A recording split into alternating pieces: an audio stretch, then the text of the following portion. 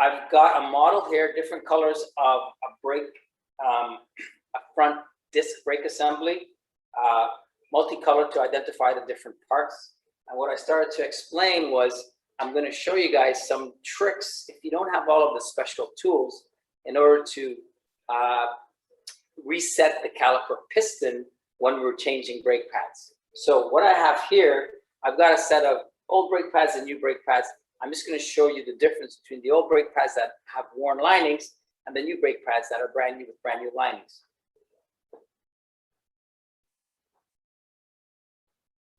This is our brake pad thickness gauge. I've got some old brake pads right here, and these are going to be replaced. And you guys can clearly see what's wrong with these, right?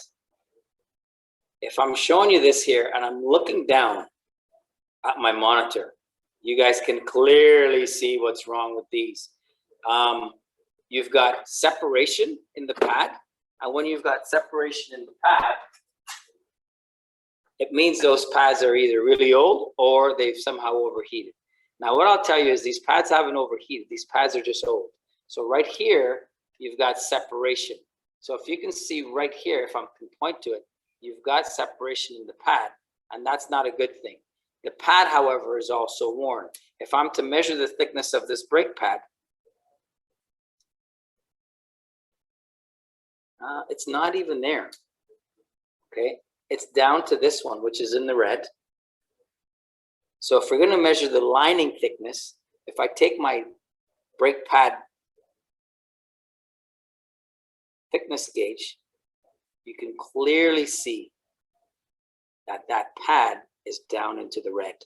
And if we look at the measurement on this, the measurement on this says 2 millimeters. I'm not sure if you can read it, but it says 2 millimeters. So that pad is worn right down to the red on our thickness gauge. And you remember what I told you, if it's in the green, you're okay. Green basically means that you're new, right? You can see the difference in the thickness. Yellow is caution.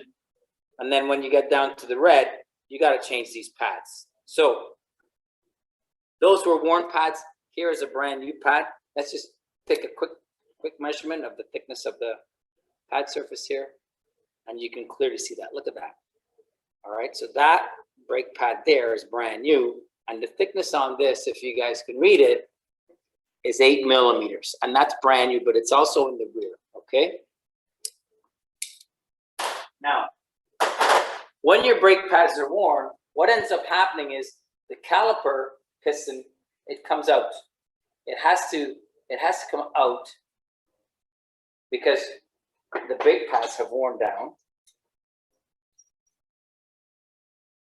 So we've got the brake pads here, and the brake pads have worn down, so they've gotten thin.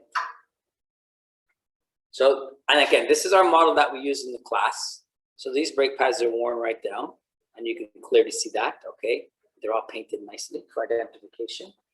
So when your brake pads wear out, okay, what ends up happening is this piston has to come out. So you've got a piston in your caliper. So you've got this piston in the caliper, and it's found its way out quite a bit because it has to make up for the fact that the pads are getting thinner and thinner and thinner. So this piston has to come out. Now, when we have to put in new pads in this, we have to be able to reset this piston. And you saw that yesterday. That lady used, she used a very large pair of, they were vice grips, but they had special jaws on it. What we normally do here is we take a large pair of needle nose of slip jaw pliers, and we squeeze the piston back in. So if I just kind of hang this here, once we have the piston off, and you can see, once we've got the caliper off, you can see the piston has come out. I've got a large pair of slip jaw pliers, and you can slip the jaw anywhere we want. Okay. Now what I do here is we would have this in our hand. We take the pliers, and we would find our way and make it big enough to go on top of the piston, and we could squeeze the piston back in. So once the piston has been squeezed all the way back into the caliper, now there's enough room between here and here to put our new pads in, because our new pads are going to be much thicker. Again, worn brake pad, new brake pad, big difference. So once we put these brake pads in here, this piston has to come back into the caliper housing. Another way that you can do this, and I have to show it to you, I have to take this off. So I'll bring this in front of the camera. So I don't have a boot on this. So here's my piston right here, my caliper. And what can we do? We can use this special tool here. So we've got one of these special tools. And what this tool does is it just allows us to squeeze the piston back in. The way that it allows us to squeeze the piston back in, this part here fits into where the forks are, okay? You have to use a brake pad. So you're gonna slip back in the old brake pad, and then you're gonna squeeze it. So let me just do a demo. So now, we find our piston all the way out. Our brake pad goes right here, and then we slip that tool in. So let me just adjust the tool, and let me slip the tool in and show you how it works.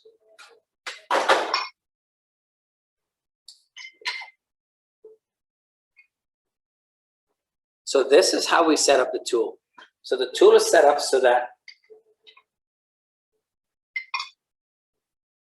this black portion here, it butts up against the forks on the caliper. And then what we do is we just take the screw with our pad. So we've got a pad here. Let me just bring this down so you can see it. So we've got a brake pad in here against the piston, and then we've got our tool here. And what we do is we wind this tool, and it will push this piston back in. So you'll see this extending here when I spin this. You see my brake pad going up against my piston? Now take a look. As I'm turning it, you can see my piston going back in. Now don't forget, guys, I don't have any fluid pressure on the back of this. This is completely open. So I'm just pushing it kind of against the air that's inside the cylinder. But take a look at what's happening. Got the pad is being pressed up against the piston inside the caliper. And as we turn the screw here, okay, it's pushing it in slowly. So if you guys are watching, watch that piston. So take a look at the piston. The piston's going in slowly. So there we go, right? And it does take some time, but we are pressing this piston back in, and it's going back into the caliper. Let's take a look. Go on. And we just kind of screw it all the way in until that piston has bottomed out. That piston cannot bottom out anymore because we've got the brake pad. And the brake pad has bottomed out against the caliper body. The piston has bottomed out inside the caliper body, and I can't turn this anymore. If I try and turn this, it's just very, very difficult to turn because it's bottomed out. So now we've backed the piston back into the caliper body. So those are two tools that we could use. So we can use our special tool, all right? That's just used to push the piston back in. We could use a large pair of slip joint pliers, or you're working on your car outside, on your driveway, and you need to replace your brake pads because they kind of look like this, right? And they're all worn out, and you don't want to drive around town on brake pads that look like this anymore because it's just not safe. So let's put this back in, and let me show you a little trick that you can do in order to do it. You don't have one of these tools. You don't have a large pair of slip joint pliers. You don't have the special caliper return tool. But what you do have in your toolbox, let me go and look at my toolbox. What do I have? Let's see. I've either got a pry bar, small pry bar, or I've got a fairly decent size standard or slotted screwdriver. So here's what you can do. I'm going to put this back in. My piston is going to be out. So my piston's out. I'm putting it back in. You're not even going to pull the brakes apart as yet. What you're going to do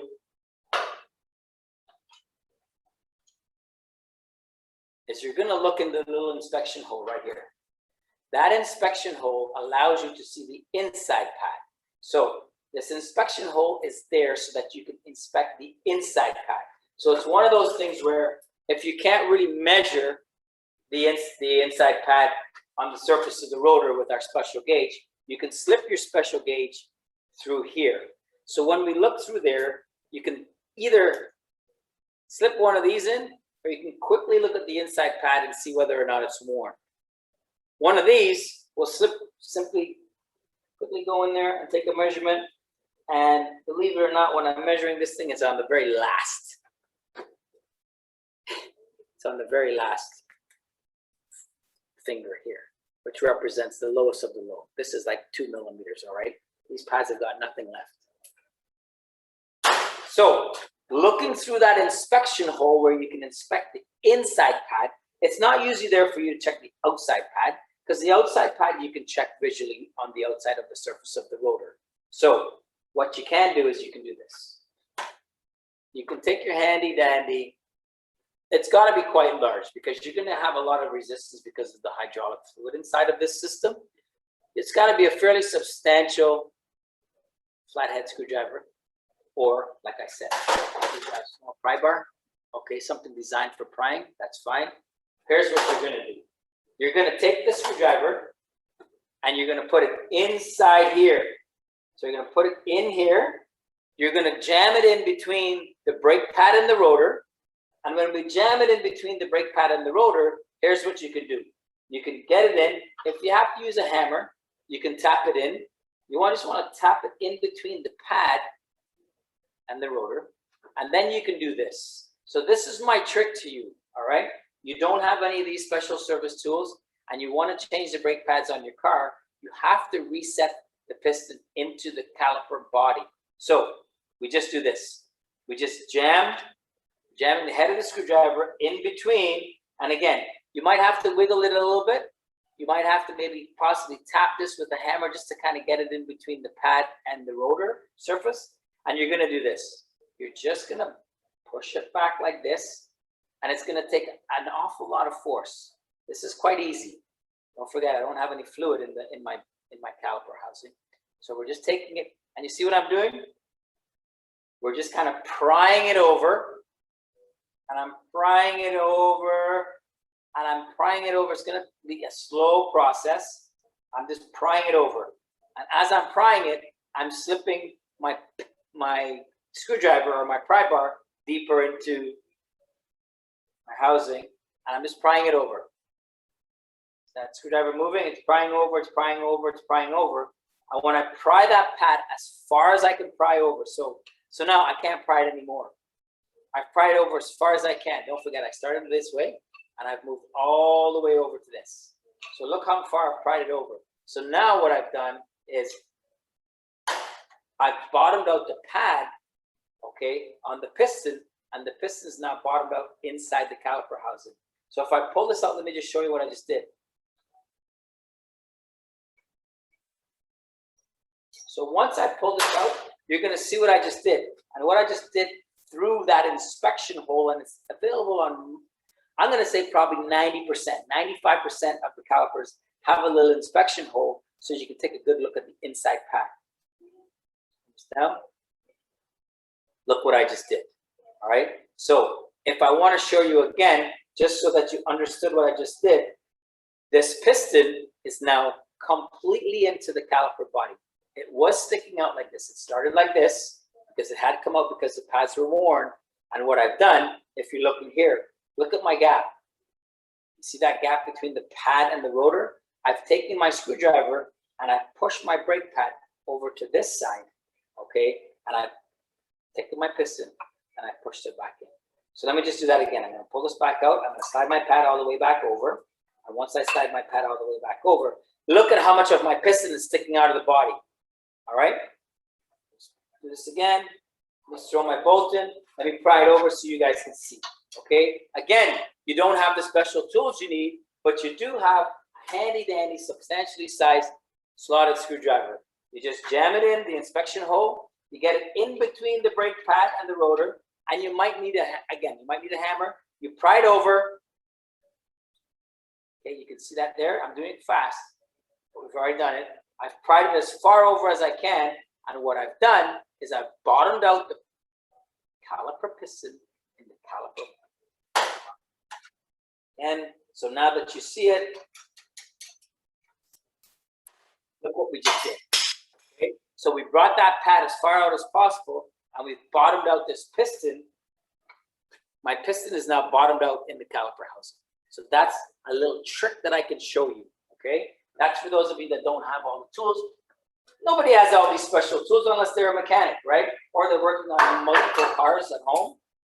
So they go out and they'll buy a pair of slip job pliers. You could probably pick up a pair of slip job pliers like this. Maybe, I'm going to say probably $30 maybe, right? At a local parts supplier store, something like this that says Blue Point on. This is Snap-on. This is probably closer to maybe $120. All right. So you don't need that.